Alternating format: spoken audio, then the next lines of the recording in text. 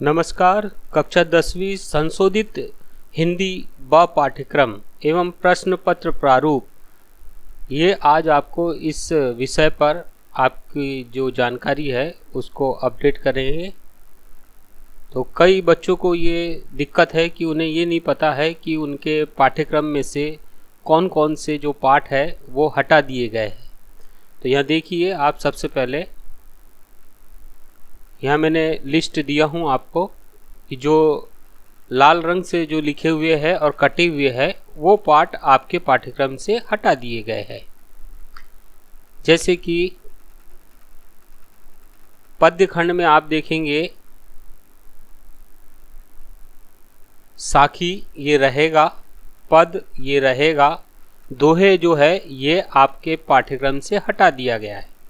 मनुष्यता रहेगी, पर्वत प्रदेश में पावस जो पाठ है वो रहेगा, मधुर मधुर मेरे दीपक जल ये हटा दिया गया है, तोप ये हटा दिया गया है, कर चले हम फिदा ये पाठ रहेगा, इसे पढ़ना है, और आत्मत्राण को हटा दिया गया है।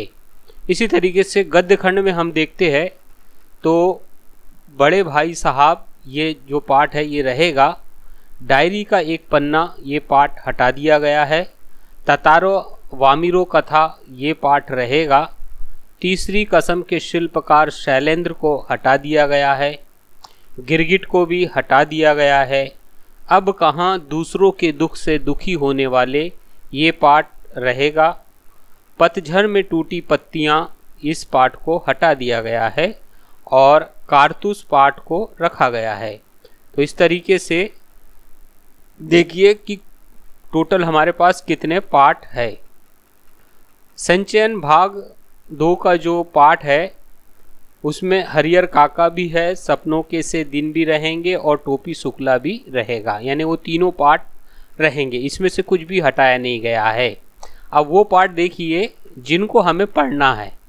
हटाने के बाद हमारे पास कितने पाठ बचते हैं।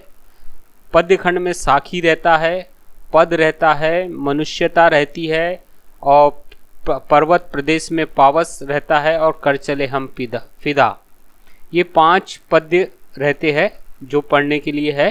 और इसी तरीके से गद्य खंड में देखें कि हटाने के बाद हमारे पास कितने पाठ बचते हैं, 4 पाठ बचते हैं।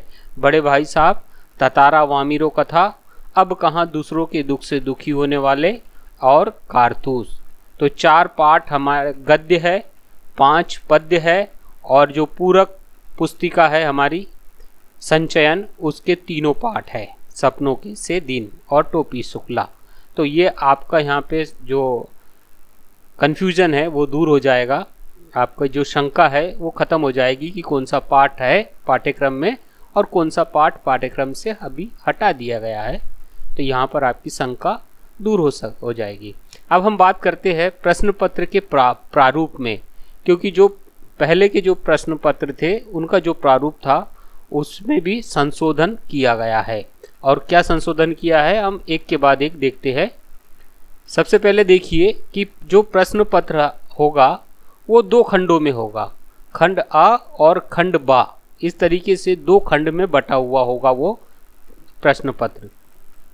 अब खंड आ जो है उसमें वस्तुपरक प्रश्न पूछे जाएंगे। वस्तुपरक मतलब वस्तुनिष्ठ प्रश्न पूछे जाएंगे, बहुविकल्पात्मक प्रश्न पूछे जाएंगे, या जिसे हम कहते हैं बहुविकल्पी प्रश्न पूछे जाएंगे। खंड आ में कुल 53 प्रश्न होंगे, जिनमें से केवल 40 प्रश्नों के ही उत्तर देने होंगे। यहाँ पे मतलब आपको अथवा जैसे विकल्प मिलेंगे, एक करना है तो 2 प्रश्न दिए जाएंगे, दोनों में से कोई एक प्रश्न करना होगा, इस तरीके के आपको विकल्प दिए जाएंगे। खंड बाम जो है उसमें वर्णनात्मक प्रश्न पूछे जाएंगे, यानी आपको जो उत्तर देना है वो वर्णन करते हुए देना है। प्रश्नों में उचित आंतरिक विकल्प दिए जाएंगे, मतलब उस जो ये जो खंड बा के जो प्रश्न होंगे उसमें भी विकल्प रहेंगे, ये करो अथवा ये करो। इस तरीके से अथवा करके आपको विकल्प दिए जाएंगे। अब हम देखते हैं खंड आ वस्तुपरक प्रश्न जो है, तो इसमें सबसे पहले आएगा आपका अपठित गद्यांश, जो होगा 10 अंक का। तो ये अपठित गद्यांश जो आएंगे वो हमें कितने करना है, सिर्फ 2 गद्यांशों को करना है। एक गद्यांश 5 अंक का होगा इस तरीके से। लेकिन क्वेश्चन पेपर में या प्रश्न पत्र में हमें 4 अपठित गद्यांश दिए जाएंगे जो कि 200 से 250 शब्दों के रहेंगे। इन चारों अपठित गद्यांशों में से कोई 2 गद्यांश हमें हल करना होगा। ध्यान रहे कि 4 दिए जाएंगे और 4 में से हमें कितने करना है, कोई भी 2 करना है। और प्रत्येक गद्यांश से 5 अंक के बहुविकल्पात्मक प्रश्न पूछे जाएंगे, बहुविकल्पी प्रश्न पूछे जाएंगे। उसमें विकल्प रहेंगे, 4 विकल्प रहेंगे। उन चारों विकल्पों में से आपको कोई सही उत्तर, जो सही उत्तर रहेगा उसका चयन करके लिखना पड़ेगा। और हर गद्यांश जो होगा वो 5 प्रश्न का होगा। उसमें 5 प्रश्न पूछे जाएंगे और प्रत्येक प्रश्न 1 अंक का होगा चारों गद्यांशों में से। लेकिन यहाँ पर हमें ध्यान रखना है कि हमें चारों नहीं करना है, हमें इन चारों में से सिर्फ कोई 2 ही करना है। अब आते हैं व्याकरण की तरफ। तो व्याकरण में जो है आप ध्यान रखना कि यहाँ दिया हुआ है पाठ्य पुस्तक में दिए गए भाषा अध्ययन के आधार पर, यानी आपकी पाठ्य पुस्तक में जो क्वेश्चन आंसर दिए हैं, प्रश्न दिए हैं, उन प्रश्नों के बाद एक और चीज़ दी है वो है भाषा अध्ययन। उसमें कुछ व्याकरण से संबंधित प्रश्न है, तो उन प्रश्नों को यहाँ पर स्थान दिया जाएगा।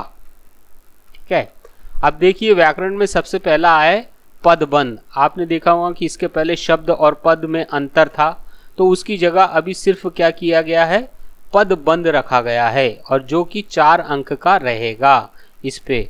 तो पदबंध पर आधारित 5 बहुविकल्पात्मक यानी 5 बहुविकल्पी प्रश्न पूछे जाएंगे, 5। लेकिन आपको कितने करना है, या हमें कितने करना पड़ेगा, सिर्फ कोई 4, उन 5 में से कोई 4 प्रश्न ही हल करने होंगे। और प्रत्येक प्रश्न क्या होगा, 1 अंक का होगा। और यहाँ पे भी जो है विकल्प दिए जाएंगे, 4 विकल्प रहेंगे, उसमें से कोई एक आपको चयन करना है उत्तर का, इस तरीके से।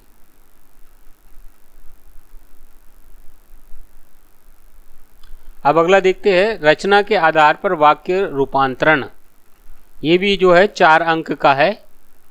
तो रचना के आधार पर वाक्य रूपांतरण पर आधारित 5 बहुविकल्पात्मक प्रश्न पूछे जाएंगे, जिसमें से कोई भी 4 प्रश्न हमको हल करना है। यहाँ भी हमें कितने दिए जाएंगे, 5 दिए जाएंगे, लेकिन हमें कितने करना है, केवल 4 प्रश्न हल करना है। और यहाँ भी प्रत्येक प्रश्न का जो अंक होगा, 1 अंक का एक प्रश्न होगा। अब इसके बाद देखते हैं समास। समास भी कितने अंक का है, 4 अंक का। तो समास पर आधारित यहाँ भी 5 प्रश्न पूछे जाएंगे, और वो भी बहुविकल्पी प्रश्न रहेंगे, और उनमें से भी हमें कोई भी 4 प्रश्न हल करना होगा, और प्रत्येक प्रश्न का अंक 1 होगा। तो यहाँ समास भी जो है वो बहुविकल्पी प्रश्न होगा, और 5 प्रश्न दिए जाएंगे, 5 में से हमें कोई भी 4 करना है। अब आते हैं मुहावरे की तरफ। यहाँ पे ध्यान देने वाली बात है कि यहाँ पर आपको कोई विकल्प यानी कोई अतिरिक्त प्रश्न नहीं दिया जाएगा। यहाँ मुहावरे पे आधारित 4 प्रश्न दिए जाएंगे, और 4 ही प्रश्न आपको करना है। ठीक है, यहाँ एक अतिरिक्त प्रश्न नहीं है, जैसे इधर समाज में और अन्य जगह पे दिया है कि 5 प्रश्न में से 4 करना है, लेकिन यहाँ ऐसा नहीं दिया है। यहाँ 4 ही प्रश्न दिया है, और चारों ही प्रश्न आपको करना है, और चारों प्रश्नों के जो है हर प्रश्न का अंक जो होगा वो 1 अंक होगा, यानी प्रत्येक प्रश्न 1 अंक का होगा। इस तरीके से यहाँ व्याकरण अपनी पूरी होती है। अब आते हैं पाठ्य पुस्तक की तरफ। तो अब पाठ्य पुस्तक में इस पर से भाग 2 से यहाँ पर ये चीज़ नई जोड़ी गई है, पठित पद्यांश और पठित गद्यांश।